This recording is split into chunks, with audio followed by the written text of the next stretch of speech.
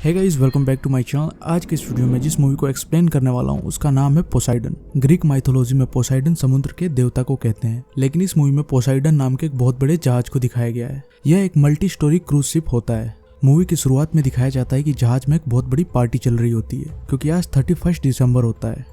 सभी लोग पार्टी को एंजॉय कर रहे होते हैं। वहीं दूसरी तरफ जहाज के केबिन में कैप्टन को कुछ अजीब सी हलचल महसूस होती है। उसे लगता है कि जहाज में जरूर कोई गड़बड़ है। तभी उन्हें सामने दिखाई देता है कि एक बहुत बड़ी समुद्री लहर आ रही होती है। इतनी ऊंची समुद्री लहर को देखकर पूरा क्रू डर जाता है, जिसके बाद वो सभी लोग मिलकर जहाज को मोड़ने की कोशिश करते हैं, जिसके बाद जहाज मुड़ जाता है। लेकिन वो समुद्री लहर इतनी ऊंची होती है कि जो चांद समुद्र के थोड़ा ऊपर दिख रहा होता है वो उस लहर के आने की वजह से आधा ढक जाता है। जिसके बाद जहाज में अनाउंसमेंट किया जाता है कि थोड़ी देर में एक बहुत बड़ी दुर्घटना होने वाली है, इसीलिए सारे लोग सावधान हो जाएं। यह अनाउंसमेंट सुनते ही लोगों के बीच भगदड़ मच जाती है। तभी वो ऊंची समुद्री लहर पोसाइडन से टकरा जाती है और यह टक्कर इतनी जोर की होती है कि पूरा जहाज इससे पलट जाता है। जहाज के उल्टा हो जाने के कारण जहाज की छत फर्श बन जाती है और इसमें कई लोगों की मौत हो जाती है। तभी इंजन रूम में एक बहुत बड़ा ब्लास्ट होता है और जितने भी लोग जहाज को चलाने वाले होते हैं उन सभी की मौत हो जाती है। इसके बाद जिस जगह पार्टी चल रही होती है वहीं पर सबसे ज्यादा लोग इकट्ठे होते हैं। वहाँ पर एक ऑफिसर आता है और वो उन सभी को कहता है कि एक अच्छी खबर है और एक बुरी खबर है। बुरी खबर यह है कि जहाज पूरी तरह से पलट चुका है और बहुत सारे लोग मारे जा चुके हैं, और अच्छी खबर यह है कि कुछ ही देर में हमारे पास बचाव दल आ जाएगा और हमें बचाकर ले जाएगा। इसलिए कोई भी पैनिक नहीं करे और शांति से इसी जगह पर रुके रहें। इन्हीं बचे हुए लोगों में से एक आदमी होता है जिसका नाम होता है डिलन। वह एक मरे हुए ऑफिसर के पास से टॉर्च जैसे कुछ जरूरी सामान निकाल रहा होता है। तभी वहाँ पर एक बच्चा आता है और वो डिलन से पूछता है कि आप ये क्या कर रहे हो। जिसके बाद डिलन कहता है कि मैं यहाँ से निकलने की तैयारी कर रहा हूँ। इसके बाद वो बच्चा डिलन से कहता है कि हम यहाँ से नहीं निकल सकते क्योंकि पूरा जहाज पलट चुका है।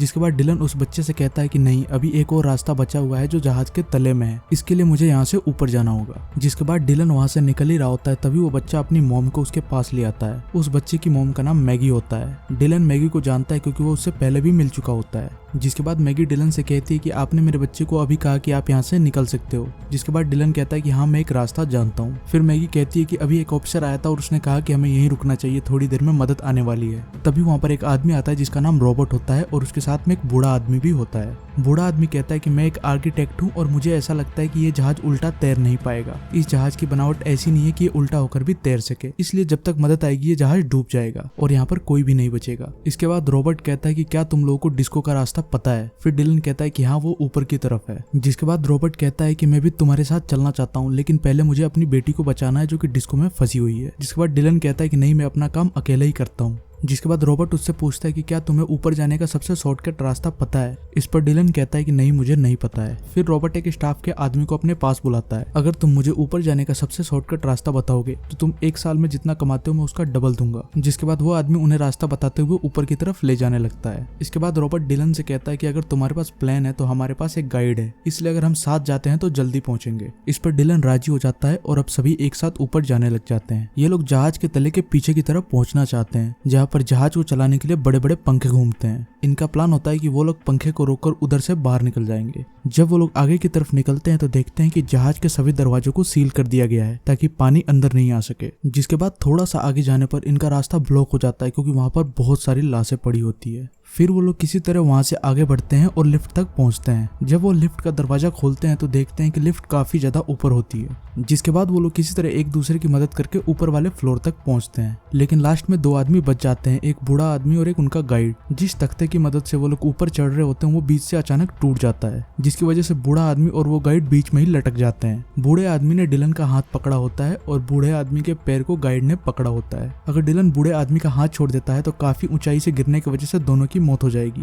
लेकिन डिलन काफी कोशिश करने के बाद भी दोनों को एक साथ नहीं खींच पाता। तभी अचानक जो लिफ्ट ऊपर थी वो नीचे आने लग जाती है। लिफ्ट के काफी पास आ जाने पर डिलन बूढ़े को समझाता है कि वो गाइड को लात मारकर गिरा दे, नहीं तो दोनों की मौत हो जाएगी। जिसके बाद बूढ़ा आदमी ना चाहते हुए भी गाइड को लात मारकर गिरा देता है। इसके बाद डिलन उसे ऊपर खींच लेता है। जैसे ही लिफ्ट नीचे गिरती है एक बहुत बड़ा धमाका होता है और अब इनमें से एक की मौत हो चुकी है और सिर्फ 5 लोग ही बचे हुए हैं। इसके बाद ये लोग आगे बढ़ते हैं और डिस्को रूम तक पहुंचते हैं। डिस्को रूम में पहुंचने पर वहां पर रॉबर्ट की बेटी और उसके बॉयफ्रेंड के अलावा 2 लोग और मिलते हैं और अब ये 9 लोग हो चुके हैं। इन्हें जल्द से जल्द ऊपर की तरफ पहुंचना है क्योंकि जल्दी ही ये सिर्फ डूबने वाला है। जिसके बाद ये लोग आगे बढ़ते हैं, लेकिन फिर एक बार इनका रास्ता ब्लॉक हो जाता है। इन्हें दूसरी तरफ जाने के लिए एक स्टील की बहुत बड़ी रेलिंग को पार करना होता है जो कि टूटकर गिरी होती है, जिसके बाद सभी लोग एक एक करके रेलिंग को पार करना शुरू करते हैं। जब 5 लोग दूसरी तरफ पहुंच जाते हैं तब रॉबर्ट अपनी बेटी को कहता है कि अब तुम जाओ, लेकिन तभी एक शराबी कहता है कि पहले मैं जाऊंगा। यह शराबी उन्हें डिस्को में मिला होता है। जब वो शराबी रेलिंग के बीचों बीच होता है तभी ऊपर से इंजन का एक बहुत बड़ा पार्ट टूटकर गिरता है, जिससे रेलिंग टूट जाती है और एक बहुत बड़ा धमाका होता है और उसमें शराबी की भी मौत हो जाती है, जिससे रास्ता फिर एक बार ब्लॉक हो जाता है। जिसके बाद डिलन बाकी बचे लोगों से पूछता है कि क्या किसी को कोई दूसरा रास्ता पता है। जिसके बाद एक लड़की जो इस जहाज में बिना टिकट लिए काफी दिनों से छुपकर यात्रा कर रही होती है, उसे किसी भी तरह न्यूयॉर्क पहुंचना होता है। वो कहती है कि नहीं, कोई दूसरा रास्ता नहीं है, यही सिर्फ इकलौता रास्ता है। इंजन के टुकड़े से बहुत सारा तेल निकल रहा होता है, जिसकी वजह से पानी में आग लग जाती है। तभी डिलन फायर ब्रिगेड वाला पाइप निकालता है और उस पाइप के साथ पानी में कूद जाता है और वह नीचे ही नीचे तैरता हुआ दूसरी तरफ चला जाता है। जिसके बाद ऊपर आकर वो पाइप बांध देता है और बाकी बचे लोगों को आने को कहता है और इस तरह से 8 लोग बच जाते हैं। जिसके बाद ये सभी जहाज के ऊपर की तरफ जाने लगते हैं। डिलन को शिप के बारे में इतना कुछ इसलिए भी पता होता है क्योंकि एक जमाने में वो नेवी में काम कर चुका था। वहीं दूसरी तरफ जहाँ पार्टी हो रही थी उस जगह पर बहुत सारे लोग इस चीज का इंतजार कर रहे थे कि कोई उन्हें बचाने आएगा। वहाँ पर पानी का बहुत ज्यादा प्रेशर बढ़ जाने के कारण कांच के जितने भी दरवाजे थे सभी टूट जाते हैं और बहुत सारा पानी बहुत तेज अंदर आ जाता है, जिसकी वजह से वहाँ पर मौजूद सभी लोगों की मौत हो जाती है। उन लोगों की चीखें इतनी तेज होती है कि ये 8 लोग भी डर जाते हैं। जिसके बाद ये लोग समझ जाते हैं कि उन सभी की मौत हो चुकी है। इसके बाद जहाँ वो 8 लोग होते हैं वहाँ पर भी धीरे धीरे पानी भरना शुरू हो जाता है और इन्हें ऊपर जाने का और कोई रास्ता नहीं मिल रहा होता है। तभी वहाँ पर उन्हें एक एयर वेंट्स दिखता है, लेकिन उसमें से एक बार में एक ही आदमी जा सकता है, इसीलिए वो एक एक करके ऊपर की तरफ जाने लग जाते हैं। सबसे नीचे की तरफ डिलन होता है और सबसे पहले रॉबर्ट होता है। जब वो लोग उस वेंट से ऊपर चढ़ रहे होते हैं तभी उसमें पानी भरने लग जाता है। जिसके बाद रॉबर्ट उस वेंट के आखिरी छोर पर पहुंच जाता है, लेकिन वहाँ पर एक जाली लगी होती है। जिसके बाद वो उसे हटाने की कोशिश करता है और उसका हाथ भी जाली के बाहर नहीं जा पाता। उनके साथ जो बच्चा होता है उसे रॉबर्ट ऊपर बुलाता है। उस बच्चे का हाथ उस जाली के आर पार जा रहा होता है। जिसके बाद रॉबर्ट सभी से पूछता है कि किसी के पास कॉइन या ऐसी कुछ चीज है जिससे हम स्क्रू खोल सकें।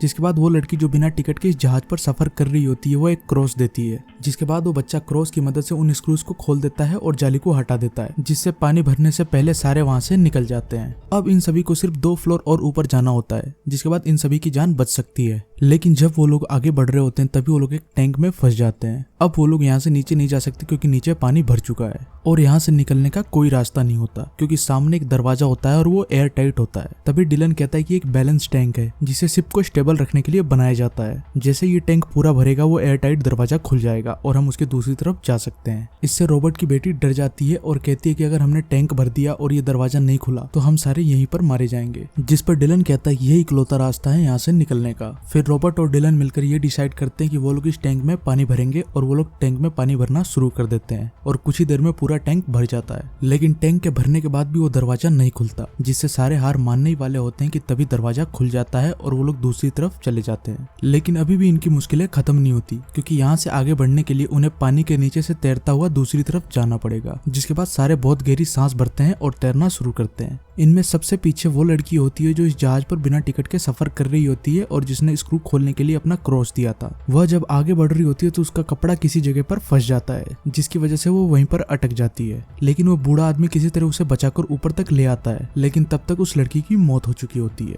और अब सिर्फ 7 लोग बच चुके होते हैं और ये लोग आगे बढ़ना शुरू करते हैं और आखिरकार वो लोग बिल्कुल टॉप पर पहुंच जाते हैं जहाँ पर पंखे होते हैं। लेकिन जब वो लोग वहाँ पर पहुंचते हैं तो देखते हैं कि वहाँ बहुत सारा पानी भरा हुआ है और वहाँ पे बहुत सारी लाशें तैर रही है, जिसकी वजह से डिलन हताश हो जाता है। जिसके बाद बाकी लोग उससे पूछते हैं कि क्या हुआ, तो वो उन लोगों को बताता है कि हमें जहाँ से बाहर निकलना है वो जगह काफी दूर है और वहाँ पर पानी भरा हुआ है, इसलिए हम वहाँ तक नहीं पहुँच सकते। जिसके बाद रॉबर्ट डिलन को थैंक्स बोलता है और कहता है कि तुमने हमें बचाने के लिए बहुत कुछ किया है, लेकिन सब कुछ हमारे हाथ में ही नहीं होता है। तभी इंजन रूम में एक बहुत बड़ा ब्लास्ट होता है, जिससे वहाँ पर जितना भी पानी भरा होता है सब बाहर निकल जाता है। अब उन्हें जिस जगह से निकलना होता है वहाँ बिल्कुल भी पानी नहीं होता और वो जगह खाली हो जाती है। लेकिन जब वो लोग उस बड़े थ्रस्टर यानी कि बड़े पंखे के पास पहुँचते हैं तो उनके सामने एक और बड़ी प्रॉब्लम आ जाती है। थ्रस्टर के पंखे अभी भी घूम रहे होते हैं और वो भी उल्टी तरफ से, जिसकी वजह से हवा का प्रेशर दूसरी तरफ जाने के बजाय उन लोगों की तरफ ही आने लग जाता है। इसलिए अगर वो लोग उस फैन को तोड़ने के लिए कुछ फेंकते भी है तो वो फैन की तरफ ना जाकर वापस इन्हीं की तरफ लौट आता है। इसके बाद रॉबर्ट को एक मैप मिलता है जिससे उसे पता चलता है कि इस थ्रस्टर के नीचे ये कंट्रोल रूम है जिसमें जाकर इन पंखों को बंद किया जा सकता है। लेकिन वो 150 फीट दूर होता है,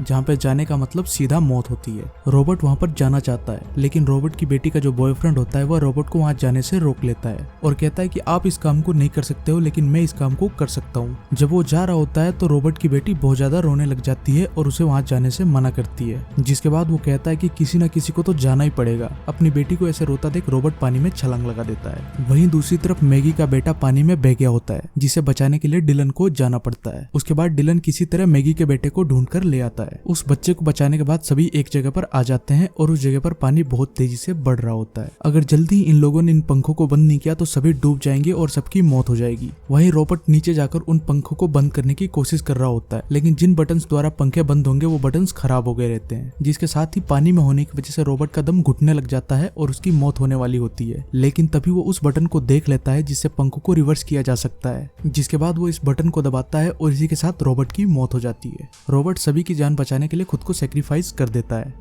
जिसके बाद डिलन ऊपर से देख रहा होता है कि पंखे तो अभी भी चल रहे हैं, ये बंद क्यों नहीं हुए। जिसके बाद रॉबर्ट की बेटी का बॉयफ्रेंड यह देखता है कि पंखे अब सीधी तरह से चल रहे हैं और वह डिलन को बोलता है कि उन्होंने पंखों को रिवर्स कर दिया है और अब हम किसी चीज को फेंक करके उन पंखों को रोक सकते हैं। इसके बाद वो एक बहुत बड़ा सिलेंडर डिलन को देता है और डिलन उस सिलेंडर को किसी तरह उस पंखे के ऊपर फेंक देता है, जिससे एक बहुत बड़ा ब्लास्ट होता है और इंजन रुक जाता है और इसी के कारण पंखे भी रुक जाते हैं। जिसके बाद जो 6 लोग बच चुके होते हैं वो एक एक करके वहां से बाहर निकलते हैं। बाहर निकलने पर उन्हें एक लाइफ बोट दिखाई देती है जो कि पोसाइडन से गिरी होती है। जिसके बाद वो सभी लोग उस बोट पर बैठ जाते हैं और आगे बढ़ने लग जाते हैं। तभी डूबते हुए पोसाइडन का एक हिस्सा उनके ऊपर आके गिरने लग जाता है, जिसके बाद वो लोग जल्दी जल्दी चप्पू चलाते हैं और किसी तरह उनकी जान बच जाती है। पोसाइडन जो कि एक बहुत बड़ा जहाज होता है जो कुछ देर पहले तक समुद्र में बहुत शान से चल रहा होता है, कुछ देर बाद ही समुद्र के अंदर समा जाता है। इसके बाद वो लोग एक फ्लेयर गन चलाते हैं ताकि जो रेस्क्यू टीम उन्हें ढूंढने निकली है वो इन तक पहुंच सके, और होता भी ऐसा ही है। कुछ देर बाद रेस्क्यू टीम इन तक पहुंच जाती है, उन सभी को बचा लिया जाता है और इसी के साथ ये मूवी खत्म हो जाती है।